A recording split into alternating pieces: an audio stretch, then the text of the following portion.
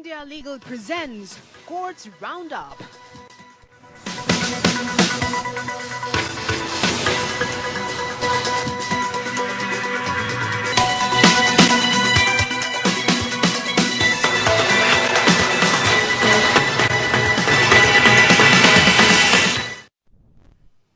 नमस्कार, courts roundup में आप सभी का स्वागत है। मैं हूं आपके साथ पूजा कविया गोमा। इस बुलेटिन में अगले आधे घंटे हम आपको कोर्ट से जुड़ी तमाम छोटी बड़ी खबरों से रूबरू करवाएंगे। कोर्ट की कार्यवाही और सुप्रीम कोर्ट से लेकर हाई कोर्ट और लोअर कोर्ट तक के फैसलों को आपके सामने रखेंगे। आगे बढ़ने से पहले डाल लेते एक नजर हेडलाइंस पर। पश्चिम बंगाल रामनवमी हिंसा पर कलकत्ता हाईकोर्ट ने प्रभावित क्षेत्रों में पर्याप्त पुलिस बल तैनात करने का दिया निर्देश। कहा, राज्य सुनिश्चित करे कि जनता हिंसा की घटना से प्रभावित न हो।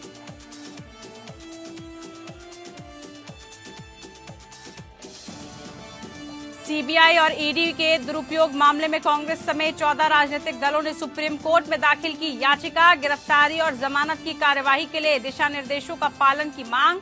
5 अप्रैल को है सुनवाई।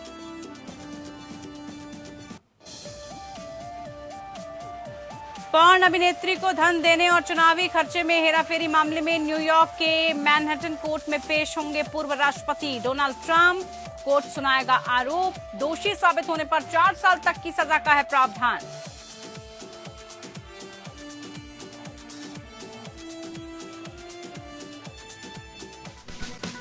India Legal presents Courts Roundup.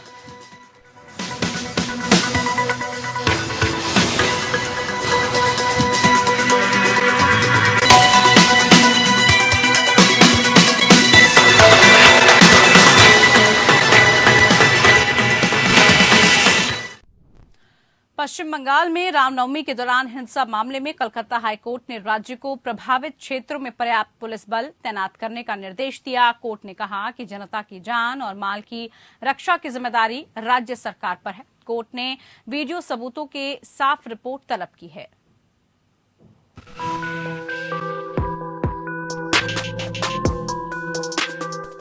Calcutta high court ने हिंसा प्रभावित पश्चिम बंगाल में राज्य सरकार को उन प्रभावित क्षेत्रों में पर्याप्त पुलिस बल तैनात करने का निर्देश दिया जहां रामनवमी के जुलूस के दौरान हिंसा की घटनाएं हुई, जिससे कि शांति बनी रहे। एक्टिंग चीफ जस्टिस टी शिवगर्णम और जस्टिस हिरण्मय भट्टाचार्य की खंडपीठ ने राज्य विधानसभा में विपक्ष के नेता और भाजपा विधायक शुभेंदु अधिकारी द्वारा दायर जनहित याचिका पर सुनवाई करते हुए कहा, प्रतिवादी राज्य ये सुनिश्चित करेगा कि क्षेत्र में जनता किसी भी तरह से हिंसा या आगजनी की घटना से प्रभावित नहीं होगी और कानून व्यवस्था को नियंत्रण में रखा जाएगा। स्कूल जाने वाले बच्चों और व्यवसायियों की सुरक्षा की पर्याप्त सुरक्षा की जानी चाहिए। अधिकारी द्वारा दायर याचिका में राज्य में हिंसा की घटनाओं की जांच एनआईए और सीबीआई से कराने की मांग की गई है। याचिका में आगे किसी भी अप्रिय घटना को रोकने के लिए हावड़ा और उत्तर दिनाजपुर के हिंसा प्रभावित जिलों में केंद्रीय सशस्त्र बलों की तैनाती के लिए प्रार्थना की गई। अधिकारी की ओर से पेश वकील ने कहा कि 30 मार्च की घटनाओं के बाद भी प्रभावित क्षेत्रों में स्थिति नियंत्रण में नहीं है। ये आगे प्रस्तुत किया गया कि राज्य को हुगली में प्रभावित क्षेत्रों में इंटरनेट को निलंबित करना पड़ा। जस्टिस शिवगर्णम ने एडवोकेट जनरल एसएन मुखर्जी से वर्तमान स्थिति के बारे में पूछा। एजी ने अदालत को बताया कि हावड़ा और डालखोला जिलों में स्थिति नियंत्रण में है। उन्होंने कहा कि हुगली में इंटरनेट बहाल कर दिया गया। अदालत ने जोर देकर कहा कि राज्य उन क्षेत्रों में रामनवमी के जुलूसों की अनुमति देने से पहले अधिक सावधान हो सकते थे, जहां पहले हिंसा की घटनाएं हुई थी। राज्य द्वारा दी गई अनुमतियों के उल्लंघन का आरोप लगाते हुए एजी मुखर्जी ने प्रस्तुत किया कि जुलूसों में आग्नेयास्त्रों का उपयोग किया गया और एक जगह अनुमति दिए रास्ते से जुलूस हटकर चला। अदालत ने कहा, अगली सुनवाई की तारीख पर सीसीटीवी और वीडियो फुटेज दर्ज करने की स्वतंत्रता के साथ कथित घटनाओं के संबंध में राज्य द्वारा व्यापक रिपोर्ट दायर की जाए। रिपोर्ट को बाद में 5 अप्रैल 2023 को दर्ज न करें। मामले को फिर से 6 अप्रैल को सूचीबद्ध किया गया।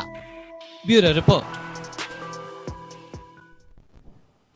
तो वहीं केंद्रीय एजेंसियों के दुरुपयोग को लेकर विपक्षी पार्टियों द्वारा दाखिल याचिका पर सुप्रीम कोर्ट बुधवार को सुनवाई करेगा। सीजेआई डीवाई चंद्रचूड़ की अध्यक्षता वाली सुप्रीम कोर्ट की बेंच 14 विपक्षी दलों की याचिका पर सुनवाई करेगी। विपक्षी दलों ने सुप्रीम कोर्ट से गिरफ्तारी और जमानत की कार्यवाही के लिए दिशा निर्देशों का पालन करने के लिए एजेंसियों को निर्देश देने के लिए कहा है। सीबीआई और ईडी की कार्रवाई के चलते कई विपक्षी पार्टियों ने केंद्र सरकार पर एजेंसियों के दुरुपयोग का आरोप लगाया है। कांग्रेस, आप, राजद समेत कई पार्टियों का कहना है कि केंद्र सरकार इन एजेंसियों का इस्तेमाल कर विपक्षी पार्टियों पर बदले की कार्रवाई कर रही है। विपक्षी दलों की याचिका पर प्रधान न्यायाधीश डीवाई चंद्रचूड़ की अध्यक्षता वाली 3 न्यायाधीशों की पीठ सुनवाई करेगी। जस्टिस पीएस नरसिम्हा और जेबी पारदीवाला भी बेंच का हिस्सा होंगे। वरिष्ठ अधिवक्ता अभिषेक सिंघवी द्वारा 24 मार्च को तत्काल सुनवाई के लिए संयुक्त याचिका का उल्लेख किया गया था। वरिष्ठ अधिवक्ता ने 2014 में राष्ट्रीय जनतांत्रिक गठबंधन सरकार के सत्ता में आने के बाद सीबीआई और प्रवर्तन निदेशालय द्वारा दायर मामलों की संख्या में वृद्धि का जिक्र किया था। याचिका में आरोप लगाया गया है कि विपक्षी दलों के नेताओं और असहमति के अपने मौलिक अधिकारों का इस्तेमाल करने वाले अन्य नागरिकों के खिलाफ आपराधिक कार्रवाइयां की जाती हैं। याचिका दायर करने वाले दलों में कांग्रेस के अलावा द्रविड़ मुन्नेत्र, राष्ट्रीय जनता दल, भारत राष्ट्र समिति, तृणमूल कांग्रेस, आम आदमी पार्टी, राष्ट्रवादी कांग्रेस पार्टी, शिवसेना, उद्धव बालासाहब ठाकरे, झारखंड मुक्ति मोर्चा, जनता दल यूनाइटेड, मार्क्सवादी कम्युनिस्ट पार्टी, भारतीय कम्युनिस्ट पार्टी, समाजवादी पार्टी और जम्मू कश्मीर नेशनल कॉन्फ्रेंस शामिल है।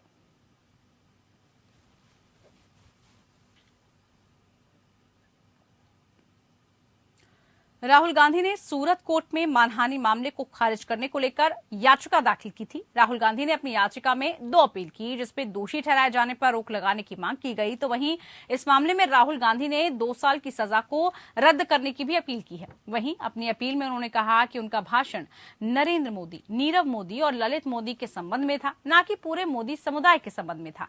राहुल की याचिका में यह भी कहा गया है कि अगर प्रधानमंत्री आहत हुए थे तो उन्हें खुद केस करना चाहिए था। और मानहानि केस में कांग्रेस नेता राहुल गांधी की संसद सदस्यता खत्म होने के बाद जन प्रतिनिधित्व एक्ट 1951 के सेक्शन 8(3) को सुप्रीम कोर्ट में चुनौती दी गई है। इस सेक्शन के तहत किसी जनप्रतिनिधि के किसी भी मामले में दोषी करार होने और कम से कम 2 साल की सजा मिलने पर उसकी संसद सदस्यता अपने आप खत्म हो जाती है। इस याचिका में कहा गया है कि अपराध किस प्रकार का है और कितना गंभीर है, ये देखे बिना जनप्रतिनिधि की सदस्यता खत्म कर देना प्राकृतिक न्याय के खिलाफ है। इस जनहित याचिका को पीएचडी स्कॉलर और सोशल एक्टिविस्ट आभा मुरलीधरन ने दाखिल किया है। लेकिन सबसे पहले जानते हैं राहुल की याचिका में क्या था।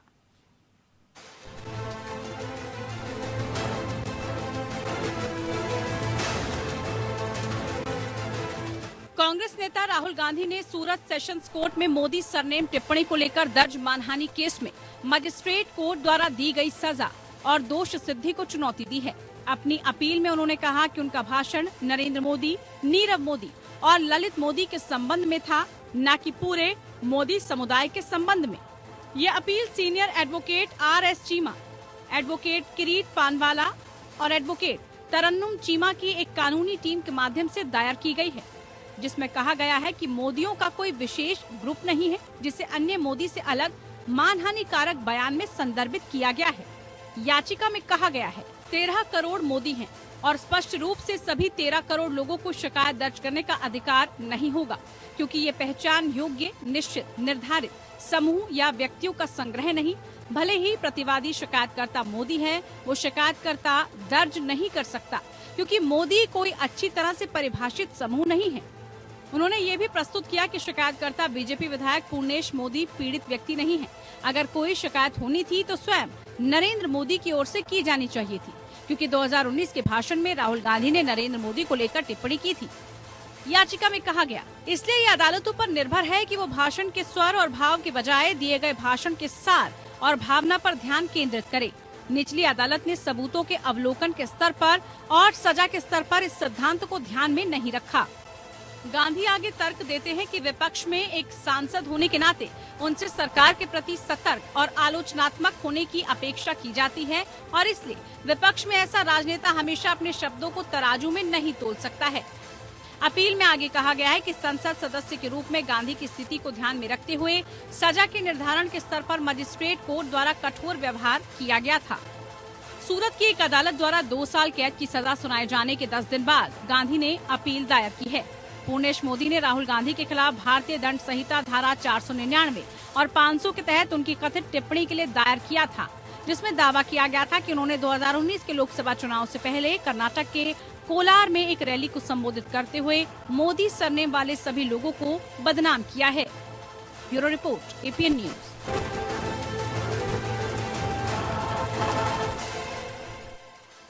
तो वहीं राहुल गांधी की मुश्किलें फिर बढ़ सकती हैं। इस साल जनवरी में भारत जोड़ो यात्रा के दौरान अपनी कथित टिप्पणी को लेकर कांग्रेस नेता राहुल गांधी के खिलाफ हरिद्वार कोर्ट में मानहानि की शिकायत दर्ज की गई, जिसमें उन्होंने स्वयं राष्ट्रीय स्वयंसेवक संघ को 21वीं सदी के कौरव कहा था। मामले की सुनवाई 12 अप्रैल को होगी। वर्तमान मामला आईपीसी की धारा 499 यानी मानहानि और 500 मानहानि के लिए सजा के तहत उत्तराखंड के हरिद्वार कोर्ट में आरएसएस कार्यकर्ता कमल भदौरिया की शिकायत पर अधिवक्ता अरुण भदौरिया द्वारा दायर किया गया था। शिकायतकर्ता ने आरोप लगाया है कि राहुल गांधी ने कुरुक्षेत्र में अपनी भारत जोड़ो यात्रा के दौरान भाषण में आरएसएस के खिलाफ टिप्पणी करते हुए कहा कि आजकल कौरव खादी की हाफ पैंट पहनते हैं और हाथों में छड़ी रखते हैं। शिकायतकर्ता ने आगे कहा कि आरएसएस एक ऐसा संगठन है जिसने भारत के सामने आने वाली कठिन परिस्थितियों में सबसे अधिक योगदान दिया है।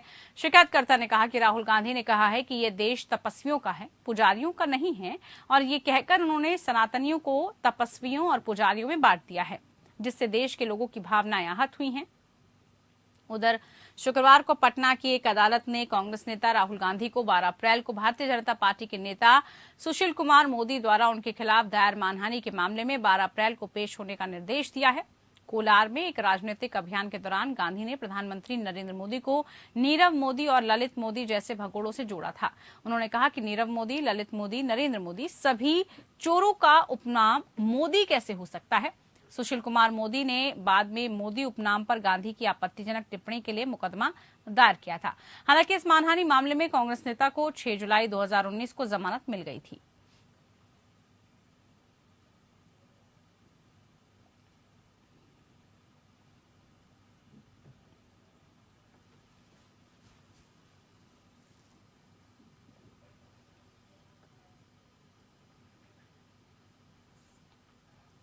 सुप्रीम कोर्ट ने माना है कि क्रॉस एग्जामिनेशन में बचाव पक्ष के वकील द्वारा एक गवाह को दिया गया सुझाव अगर दोषी ठहराया जाने वाला पाया जाता है तो निश्चित रूप से अभियुक्त को बाध्य करेगा। अभियुक्त तो ये कहकर बच नहीं सकता कि उसके वकील के पास अपने मुवक्किल के खिलाफ स्वीकृति के प्रकृति के सुझाव देने का कोई निहित अधिकार नहीं था।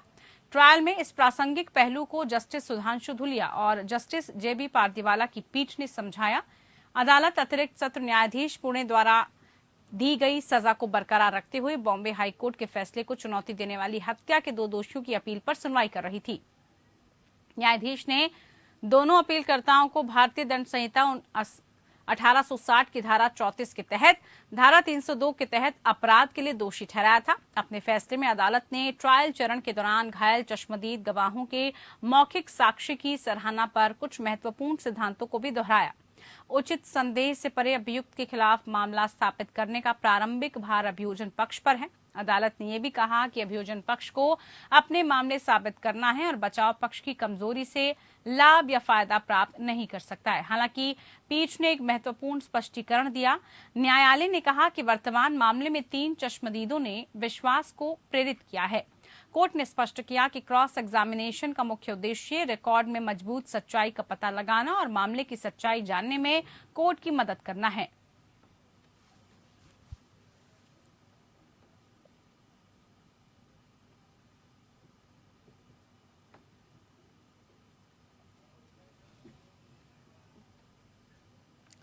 कानून के मुताबिक जब तक कोई दोषी सिद्ध नहीं होता वो निर्दोष होता है। ऐसे में आरोपी के भी कानूनी हक होते हैं। क्या होते हैं एक आरोपी के कानूनी हक, ये बताएंगे इंडिया लीगल के वेब रिपोर्टर।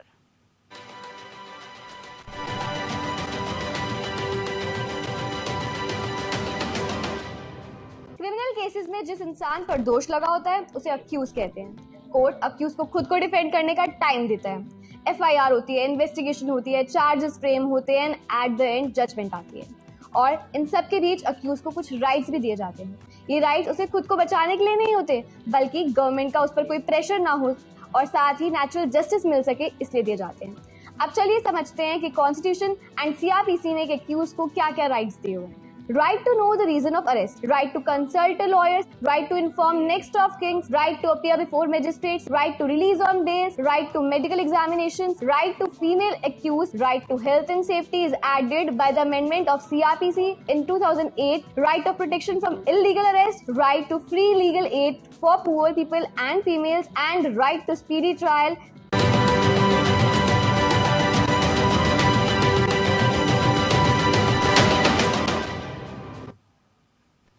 तो वहीं दिल्ली उच्च न्यायालय ने कहा कि वाहन चलाते समय और ओवरटेक करते समय उचित सावधानी बरतने में विफल रहने को तेज और लापरवाही से वाहन चलाने के समान माना जाएगा। न्यायमूर्ति गौरंग कांत एक मोटर दुर्घटना दावा अधिकरण द्वारा दिए गए मुआवजे में वृद्धि की मांग करने वाली याचिका पर सुनवाई कर रहे थे।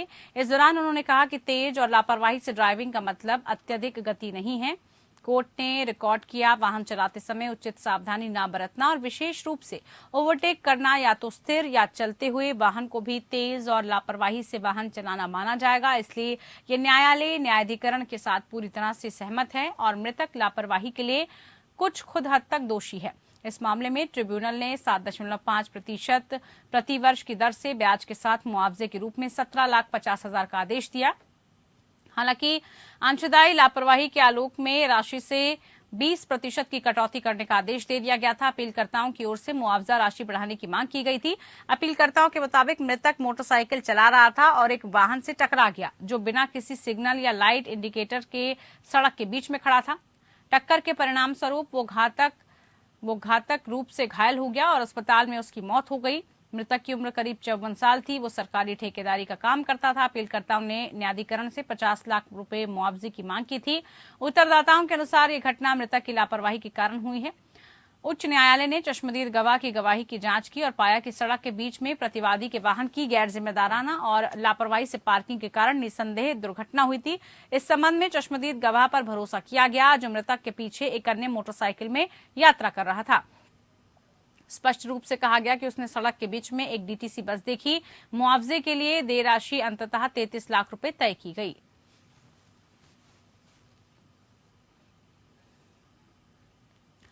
पॉर्न अभिनेत्री को धन देने और चुनावी खर्चे में हेराफेरी मामले में न्यूयॉर्क के मैनहट्टन कोर्ट में पूर्व राष्ट्रपति डोनाल्ड ट्रंप पेश होंगे। ट्रंप के खिलाफ कानूनी प्रक्रिया की शुरुआत बीते शुक्रवार से ही हो गई थी जब ग्रैंड जूरी ने उनके साथ इंडक्टिव की प्रक्रिया अपनाई थी। ग्रैंड जूरी सर्वसम्मति से इस बात पर सहमत हुई कि पॉर्न स्टार स्टॉर्मी डैनियल्स के साथ हश मनी केस में ट्रंप आरोपी हैं। इस पर जो भी आरोप है उनके आधार पर उन पर क्रिमिनल ट्रायल चलाना चाहिए।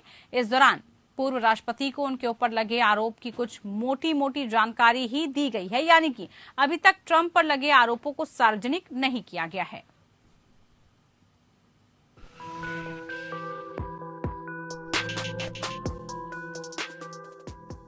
छिहत्तर साल की ट्रंप अमेरिका के इतिहास में पहले ऐसे राष्ट्रपति हैं जो आपराधिक केस का सामना कर रहे हैं। ट्रंप पर आरोप है कि उन्होंने पॉर्न स्टार स्टॉर्मी डैनियल्स को मुंह बंद करने के लिए पैसे दिए थे। ये मामला 16 साल पुराना है। पॉर्न स्टार स्टॉर्मी डैनियल्स ने दावा किया है कि ट्रंप से उनकी मुलाकात जुलाई 2006 में एक चैरिटी गोल्फ टूर्नामेंट में हुई थी। इसके बाद पूर्व अमेरिकी राष्ट्रपति ने उन्हें डिनर का न्योता दिया। वो उनसे मिलने के लिए होटल में गई। आरोप है कि उस रात दोनों के बीच यौन संबंध बने। हालांकि ट्रंप इन आरोपों से इनकार करते रहे हैं।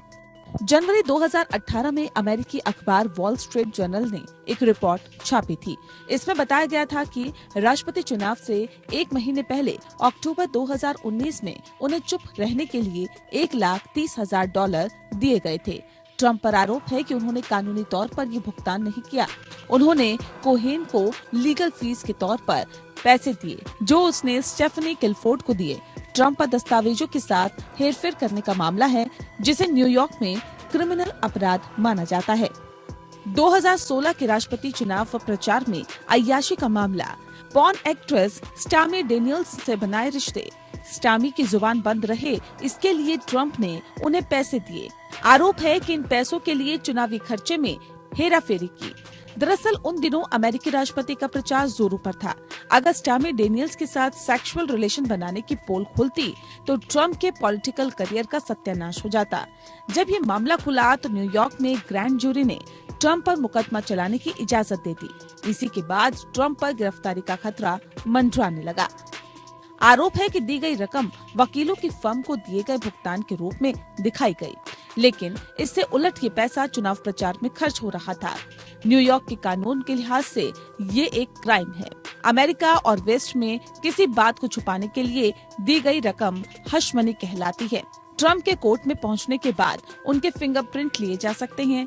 इसके साथ ही उनके चेहरे की फोटो ली जाएगी, जिसे मगशॉट कहा जाता है। अगर ट्रम्प दोषी पाए जाते हैं तो उन्हें अधिकतम 4 सालों की सजा मिल सकती है। हालांकि कई एक्सपर्ट का मानना है कि उन पर जुर्माना लगाया जा सकता है। कोर्ट में ट्रम्प की पेशी के बीच हर किसी के मन में सवाल है कि क्या पूर्व अमेरिकी राष्ट्रपति 2024 का चुनाव लड़ पाएंगे। इसका जवाब फिलहाल हाँ है। अमेरिकी संविधान के मुताबिक राष्ट्रपति होने के लिए उम्मीदवार का क्रिमिनल रिकॉर्ड साफ होना जरूरी नहीं है। अमेरिका में आरोप सिद्ध होने या आरोप लगने के बाद भी अगर कोई राष्ट्रपति चुनाव लड़ना चाहे तो लड़ सकता है। ऐसे में फिलहाल उनकी दावेदारी का रास्ता साफ दिखाई दे रहा है। Bureau report.